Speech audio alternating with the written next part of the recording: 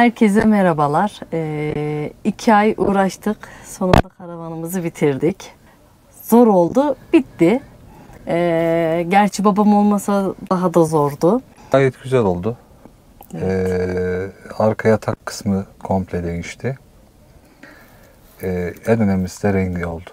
Instagram hesabı üzerinden bizleri takip edenler zaten babanın yaptığı çalışmaları, emekleri zaten görecektir. Şimdi YouTube'daki izleyicileri Instagram'a da çağıralım. Instagram'dan da takip etsinler bizleri. Orada yoğun bir çalışma vardı. Evet. Tamamen her şey kendimize ait. Her şeyi kendimiz yaptık. Hiçbir usta eli değmedi. Tamamen babanın kendi çabalarıyla, boya da dahil, Evet. her şeyini kendisi yaptı. Evet, bayağı uğraştık ama değdi bence. Çok uğraştırdı bizi ya, evet. Gerçi şimdi takipçileri yine der bana. Sen hiçbir şey yapmadın diye.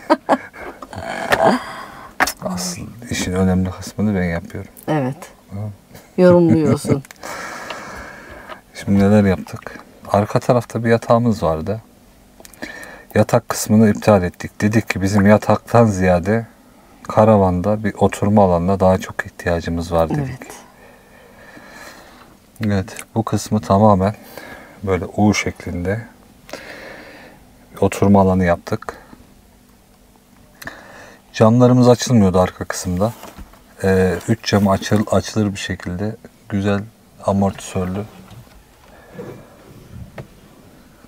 açılır pencere yaptık. Bunları da böyle şu şekilde.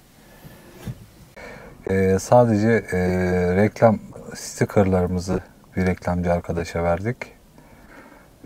Stikerlerimizi o yaptı.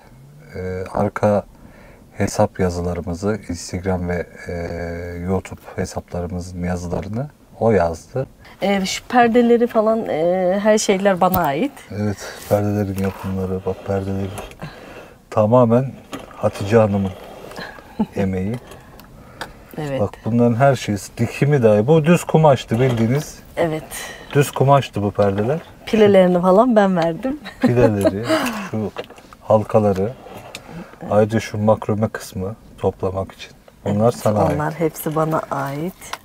Camlarımıza şey yaptık, sinekliklerimiz falan var. Bak sineklik Evet. yaptırdık. Ölçülerimiz değiştiği için diğerleri iptal oldu. Yeniden yaptırdık Evet. bunu. Biliyorsunuz arka camlar açılmıyordu zaten. Evet, açılmıyordu. Evet, bu bizim için büyük sıkıntıydı. Zaten camlarla başlamıştık biz bu olaya, değişim olayına. Evet.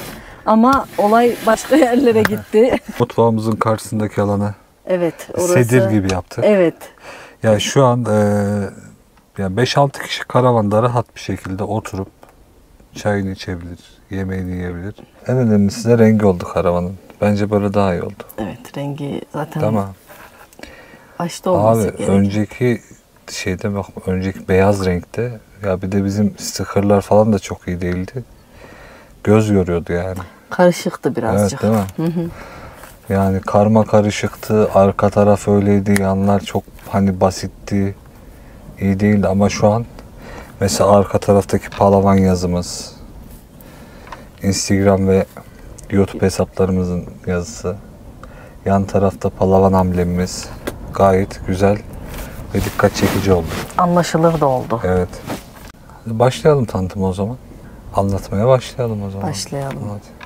Stickerlarımızı bu şekilde değiştirdik. Daha önceki çok göz yoruyordu. Etraf yani komple turuncu gibi gözükse de tabii bunu söyleyen arkadaşlarımız da olacak. Ama ilerleyen zamanlarda küçük şeritler, değişiklik yapacağız. Ama biz sade olmasından yani. Aynen öyle. Önceki karavanımızda su doldurma yerimiz içeridendi. Sıkıntı oluyordu. Bu şekilde camlarımız açık olduğunda bir karavan havası oluştu.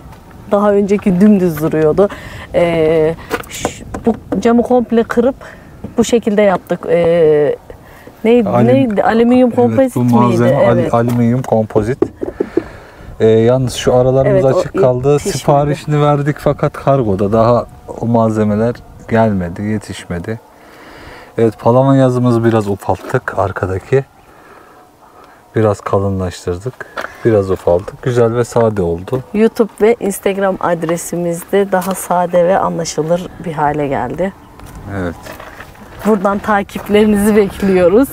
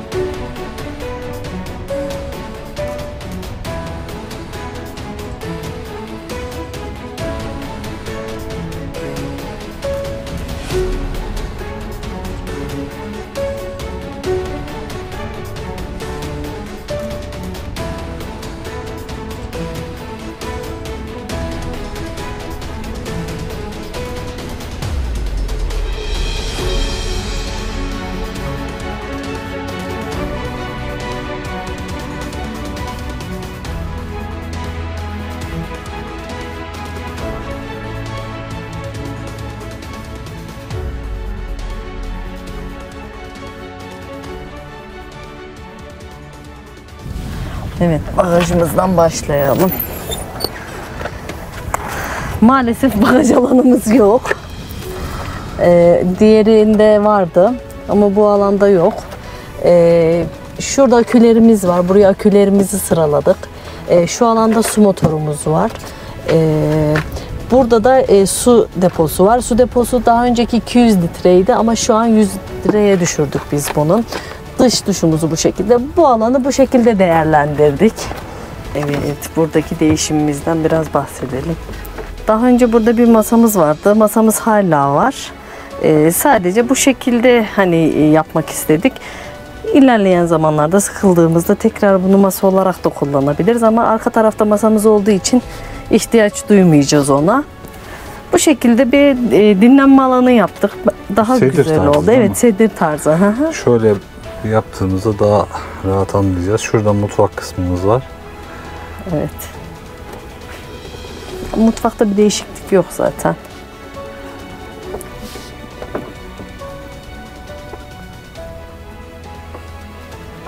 Masamız şurada.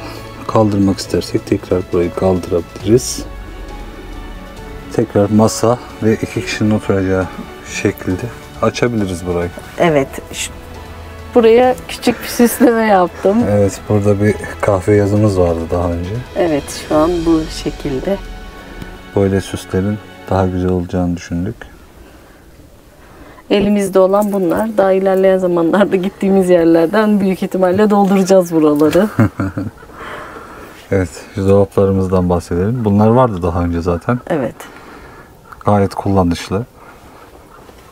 Webostamızın yerini değiştirdik. Evet, Webostamız arka taraftaydı, yatak kısmındaydı. Webostayı buraya aldık. Ama kontrol paneline şöyle kolay ulaşabileceğimiz bir yere koyduk. Bir tek Webostanın deposu yok.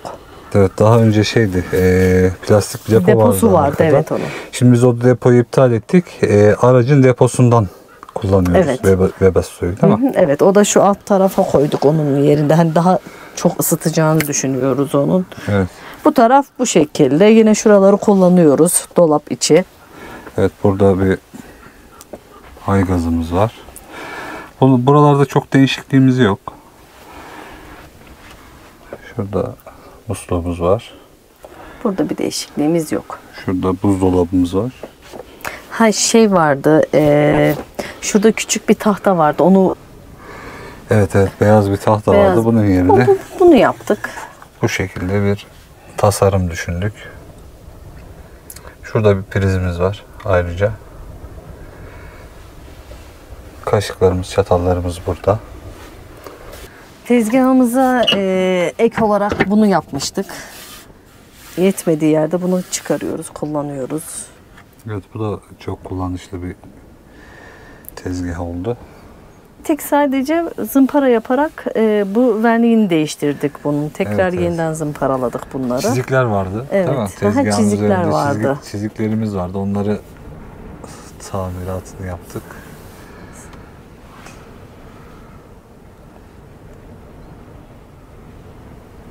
Daha önce burada yatağımız vardı. Şu an bu şekilde bir oturma alanı yaptık.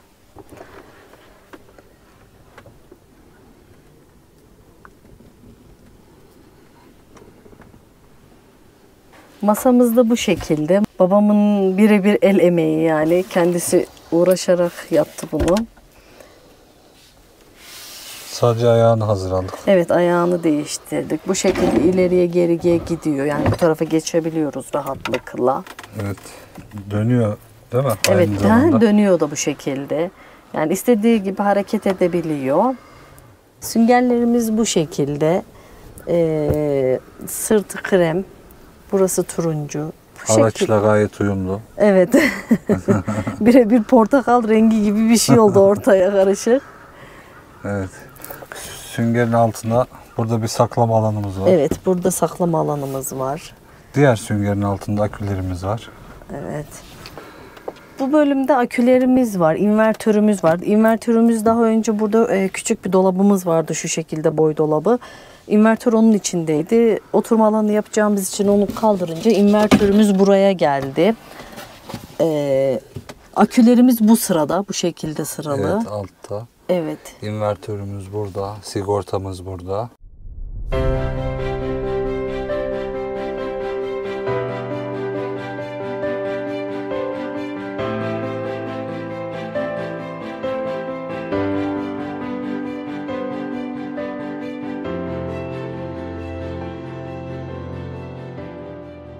Şu su motorunun düğmesi, bu emniyet şarteli. Bu daha önce yatak kısmındaydı.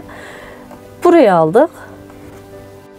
Evet, ayrıca burada bir duman sensörümüz, burada da bir gaz sensörümüz var. Hatta çalışıyor mu denemesini yapalım.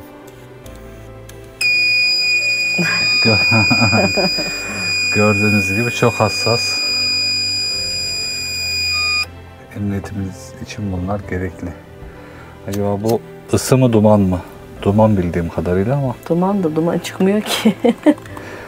duman çıkartmamız lazım bunu çalıştırmamız için. Ama gaz sensörümüz 10 numara.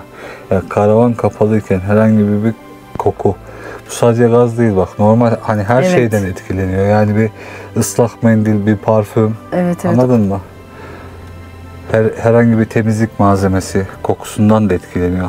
Bunun muhtemelen hassaslık ayarı da vardır ama ya böyle hassas olması bizim için de iyi şu an. Çalıştır. Evet, su motorumuzun sesi de böyle. Biraz fazla gibi gelebilir ama aslında rahatsızlık vermiyor. Gerçekten hiç duyulmuyor. Şu kapağını kapattığımız zaman, kapağını kapattığımızda hiçbir şekilde ses rahatsız edici düzeyde değil. Evet, musluktan gelen tanzimimiz bu şekilde. Çok fazla geliyorsa. Evet. Şu an motor sesimiz de hiç duyulmuyor. Tanzimimiz de gayet yeterli. Hatta bu bize fazla. Kısıyoruz biz bunu. Evet, suyumuz çünkü çabuk bitebilir. Evet, depomuz küçüldüğü için mecburen kısıyoruz. Evet Hatice Hanım, buralarda neler var ya? Burada bir dolabımız var. 90 litre. Bir buzdolabımız var. Burası zaten. Eşya gözlerimiz var burada. Burası aynı zaten, çekmece. Birazcık karıştırdım az önce ama ben bu şekilde. Ya buraya daha sonra farklı bir şey düşünebiliriz buraya. Evet. Altta ne var? Alt çekmecede. Burası kaşıklık. Aynı şekilde burası da birazcık karışık ama bu şekilde. Diğer tarafta tüp mü var? Burası daha önce burada büyük tüpümüz vardı bizim. Ama bu sefer de kullanım alanımız çok dardı. Biz de küçük tüpe döndük. Yedekli çalışacağız. Bunun arkasında tüpümüz. Buraya da bir raf yaptık. Hani daha kullanışlı oldu. Bu şekilde burası.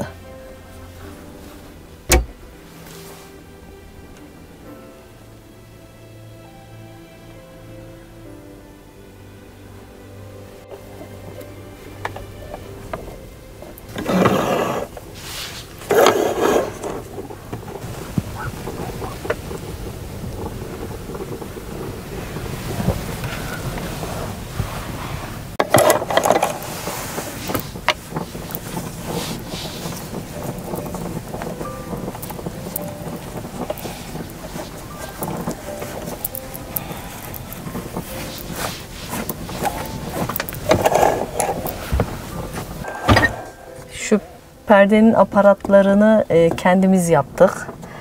Şu da villada sapından yaptık bunu da. Çok yaratıcısın. Evet.